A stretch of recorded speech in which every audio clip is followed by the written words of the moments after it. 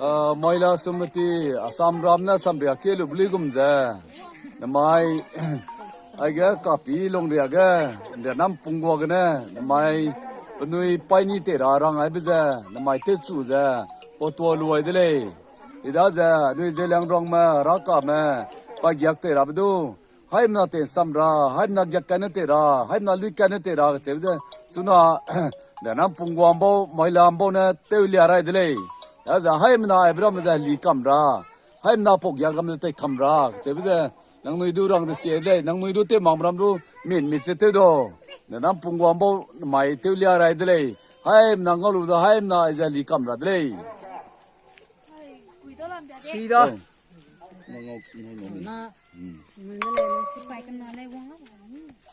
Ege ram để nắm pung go ge namai ka puinung ni kang ni me bam da si ge namai để nắm pung go na puinung bao na penui good traditional penui na group telelu za ni za mini puinung mi kzai kang ra hangga telewai bza namai ka ge te lia da good traditional da za age wang ai mram na president Philippines adu do nang so adu nang ni dia ku za mu dia ga te ku za age namai ka nai ram ge ai po za telew ke wai za ning kang ra ba puinung ni kzai pak zai ram za te wai bza ning nui da ga ning ai lu za de ma tak te za ning pa kai lu za ai za te ku lo apo da anui Assam ram molam ram meeting table ni ga anui jem pui po ka le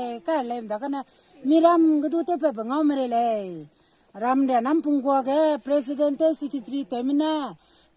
rang bai ko lu gum jana maya ram na te we le ai mna na ngau lu za chi lu nang ni sui za nui do li ra le ka che be su tai ni anui pui nu nga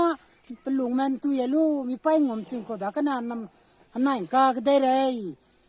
kan chip ting kan tiap ting wang chang di je gna tu liai anim pui nung ma klak te be pui ra man tu ra be ni ang ga pe gyak ta ni po pai gyak te liai ko de le em na li ai am nak lia da ke lum de le ra ni ka din na dang be be ta si ni ka chu ko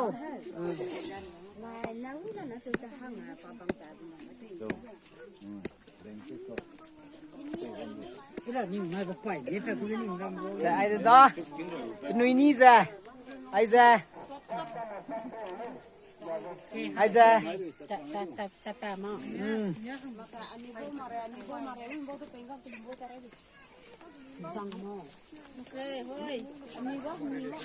Stop, hey, your line.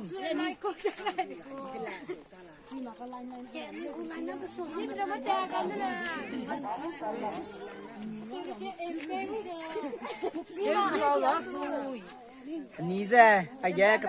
cham be ngau la da ngi pi ai za ngau ku da kan zai ba pink color jem ko na gira pa ge ka chu da za ai ga ai pom bo za blue team bo da